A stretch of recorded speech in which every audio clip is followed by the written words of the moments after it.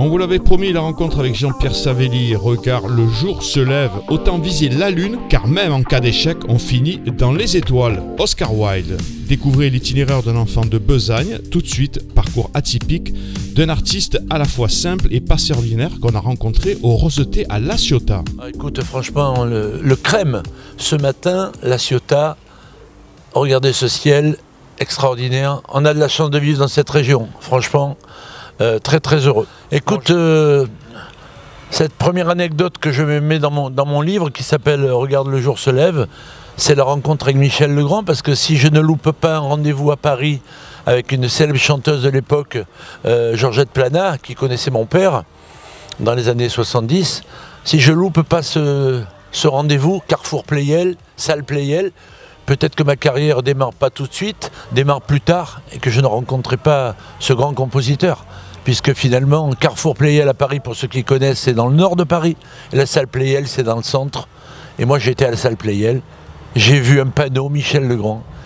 Et j'ai dit à mon père, il faut absolument que je monte le voir. Et il me dit, mais tu crois qu'il va être là, mais tu es fou, quoi. Et deuxième étage, je suis monté, j'ai sonné. Madame Legrand, la mère de Michel Legrand, m'a reçu. Et ma carrière a démarré là, puisque quelques mois plus tard, j'ai envoyé le contrat à ma famille. Donc c'était tout à fait normal que près de 50 ans après, je rende un hommage à ce grand compositeur français. Bon, j'ai commencé la musique à la maison, ça chantait beaucoup, mon père ex-chanteur des années 40, Carlo Cotti, donc voilà, les fans de Tino Rossi se partageaient un peu entre lui et Tino. Carlo Cotti, c'était que des chansons d'amour, donc à la maison, la guitare, les chansons qui passent, beaucoup. Et mon père m'a fait écouter beaucoup de choses, m'a fait écouter des Français, m'a fait écouter beaucoup de chanteurs américains, Nat King Cole, Frank Sinatra, des crooners.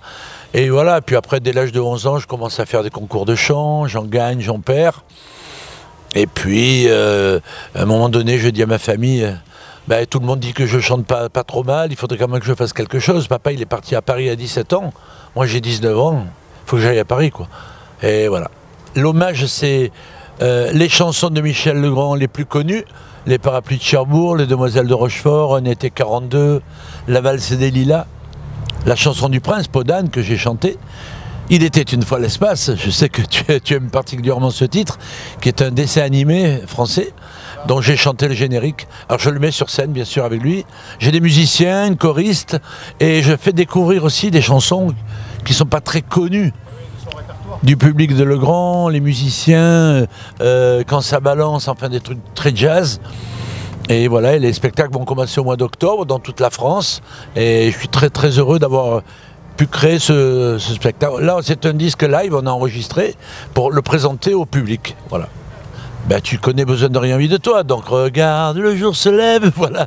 Alors, à la base, je voulais pas l'appeler comme ça. Avec ma parolière Patricia Lenore, avec qui on a écrit, depuis quelques mois, je lui disais toujours, tu sais, Patricia, lorsque je fais des interviews, c'est chaque fois, ah, c'était vous? Ah, c'était vous qui chantiez ça? Ah, c'était vous. J'ai failli l'appeler comme ça. Puis finalement, non. J'ai choisi quand même un peu plus la facilité pour que les gens se rappellent. Ce titre qui est né en 84. Donc voilà, Besoin de rien, envie de toi, non, je voulais pas l'appeler comme ça. C'était trop marqué duo, alors que j'ai une carrière avant duo et après duo, tu le sais. Plein d'anecdotes, plein de photos dans ce bouquin. D'ailleurs, justement, sur les réseaux sociaux, tu parles beaucoup de ces anecdotes. Oui, les anecdotes avec Claude François, avec Michel Legrand, avec Serge Lama, dans le milieu du sport aussi, quand j'ai créé mon équipe de foot, le Samba Football Club, la différence avec les autres clubs, c'est qu'il y avait les chanteurs, les comédiens, les journalistes, mais il y avait des professionnels du foot. Il y avait Pascal Olmeta et David Ginola, il y avait quelqu'un qui est d'ici, Jean-Louis Berenguer, il y avait Alfano, plein de footballeurs professionnels qui jouaient en club, et qui venait au Samba Football Club. Je parle, mais de parler, c'est pas suffisant dans ce livre. J'ai mis beaucoup de photos. Et c'est Lola qui m'a fait l'infographie du livre, ma fille. Elle m'a dit, papa, il faut absolument mettre des photos. Les gens, comme ça, vont se rappeler encore plus de tout ce que tu as fait. Oh, tu sais, il y a des anecdotes comiques, des anecdotes qui t'apportent pas grand-chose. Il y a des anecdotes pour moi qui n'en sont pas pour les autres. J'ai eu, par exemple, au Japon, je suis parti avec Michel Legrand pendant 10 minutes.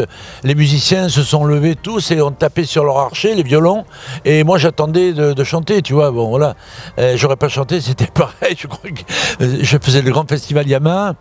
Après, avec Alain Chamfort, son producteur, Gérard Louvain, le grand producteur de télé, me dit, tu sais, Alain va faire le festival de Tokyo, tu es là avec Nicole Croisy pour le film Les uns les autres, ça serait bien que tu puisses nous faire des chœurs en français derrière, parce que les Japonais ne vont pas y arriver. Et ce qui s'est passé, c'est que j'ai répété avec Alain Chamfort, mais j'étais sur scène. Et là, les gens, ils ont annoncé Alain et Chamfort. J'étais Chamfort ou Alain, tu vois. Et j'ai dit, mais non, attendez, moi je suis choriste. J'ai expliqué, je peux pas, il faut que je sois derrière. Mais finalement, ils m'ont mis sur le côté. Et je chantais, je faisais une double voix à Alain Chamfort pendant 4 minutes. Ça a été un côté comique. Après, bon, les gens, pourquoi Peter, pourquoi les Goldies, par exemple. Bah, Peter, parce que si tu veux, je pouvais pas chanter sous mon nom pour le duo. Et comme souvent, on me prend des pseudonymes. Bon, Jean-Pierre, Peter, ça posait aucun problème, tu vois. Juste un petit peu en Corse, qui m'ont dit, mais pourquoi t'as pas gardé ton nom? J'ai dit, ben, je pouvais pas, j'avais un contrat avec une maison de disques. Et pour Goldorak, ça a été pareil, je pouvais pas chanter sous mon nom. Et un jour, à Paris, avenue Franklin Roosevelt, j'ai vu une bijouterie qui s'appelait les Goldies. Et je me suis appelé Goldies. C'est ça, j'ai eu la période de Goldorak avec 1978, le Prince Acarus et tout ça. Bon, d'ailleurs, on fait beaucoup de salons manga depuis une dizaine d'années, c'est redevenu à la mode. Et moi, je suis pas manga, je suis plutôt générique de dessin animé. Bon, on fait des salons manga. Après, il y a eu Albator, il y a eu XOR, et il était une fois l'espace. Donc, j'ai 4 gros titres à chanter pour les fans. Et on vend beaucoup de CD, on dédicace sur les vieux 45 tours. Où je suis même pas en photo dessus, et les gens, ils ont 50 ans, quoi. Ils me disent, oh, mais nous, on avait 7-8 ans quand vous avez chanté, on vous connaissait pas. C'est des bons souvenirs quand même pour moi. Alors oui, bon, c'est pas que je laisse tomber les années 70-80, puisque je fais encore des spectacles avec ça, mais ça fait 6 ans que je vis maintenant à la Valette du Var, où tu es venu nous voir d'ailleurs dans notre atelier comédie musicale avec les enfants et les adultes. D'abord, on annonce la date, ça sera le 29 juin, mais cette fois, ça sera au live à côté du Zénith, quoi. La salle qui est à côté du Zénith, avec nos 70 élèves. On va chanter toutes les comédies musicales françaises, bien sûr. Et nous, pour cet été, ben, on a créé, ma femme a créé, Sandry a créé, que tu connais, elle a créé un nouveau spectacle qui s'appelle Les Décennies. Alors on part des années 50 jusqu'aux années 2000. Alors, alors on chante, ça va partir d'Elvis Presley des années 50, après Johnny, après les années 70, 80, bon, on fait tout quoi. Donc moi je vais me réserver le côté français et italien. J'ai 2 musiciens cette fois, donc j'ai un sax et un clavier guitariste qui chante aussi, lui il va faire la partie anglo-saxonne, 2 chanteuses qui vont chanter bien sûr tous les tubes des filles, mais aussi un transformiste qui va faire de Diana Ross, Whitney Houston. On aura un sosie, on ne peut pas dire lequel encore. On n'a pas envie qu'on nous pique l'idée, parce que ici j'ai remarqué que quand on lance des choses, tout de suite nos spectacles, nos ateliers comédie musicale, dans le Var, les Bouches-du-Rhône, ça part très très vite, tu vois. Donc voilà, ben, ce spectacle Les Décennies, juillet-août. On te donnera toutes les dates, voilà. En tout cas, ça se terminera le 29 août. Déjà, on a la dernière à la Valette. Et la première, c'est le 8 juillet, du côté de Sanary. Voilà. Ah ben Lola, maintenant, elle fait une école qui s'appelle l'ESRA. Elle a fait à Nice pendant 2 ans. Là, elle est à Paris. Je sais que tu suis un petit peu sa page Facebook. Bien sûr qu'elle chante. Mais elle a posé un petit peu, si tu veux, le truc de me dire, papa, ne me speed pas, ne me presse pas. Moi, je veux pas faire The Voice et compagnie. Je veux prendre mon temps, composer. Donc, pour le moment, elle fait des reprises. Elle fait des covers, des chansons des autres, mais avec sa personnalité dans la voix. Et à côté de ça, ben, elle prend le son, elle fait des vidéos, elle fait de l'infographie, puisqu'elle a fait des affiches.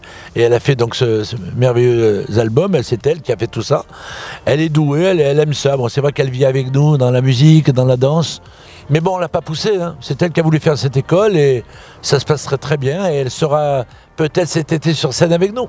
Ah, je lui ai demandé, mais bon, c'est elle qui va décider.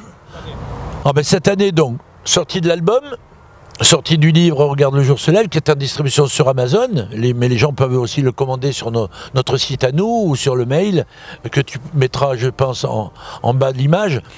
Les spectacles encore, bien sûr. Ma femme a monté des spectacles cabaret dans le Var, dans 3-4 départements. Un spectacle cabaret disco, un spectacle cabaret des années 50. Voilà, plein de spectacles, les décennies, les salons du livre. Quand je pense que le maire de Toulon, enfin celui qui était avant, voilà, eh bien, il disait ah, Jean-Pierre, on est content de vous voir, vous êtes venu à la retraite dans le Var. Quelle retraite? Je lui ai dit non, monsieur le maire, je vais essayer de battre Henri Salvador. Non, on ne peut pas être à retraite. On aime notre métier. Voilà. Et puis j'espère que tu vas me trouver un petit rôle dans ton film, hein, parce que vraiment, hein, c'est pas possible de pas faire. Enfin, je sais pas, ne me mets pas pompier ou gardien de stade et tout ça. Non, pas ça. Hein. Alors peut-être un jour, c'est bien. Bon, on va faire la musique. Mais tu l'as déjà faite. Merci à toi, à bientôt. Les amis, on espère que vous avez aimé cette vidéo de TV Sud, alors montrez-le, likez, commentez et partagez un maximum, et surtout n'oubliez pas de vous abonner et d'activer la cloche pour ne rien manquer. Ensemble, on fait monter cette vidéo en haut des algorithmes. À très bientôt sur TV Sud les amis.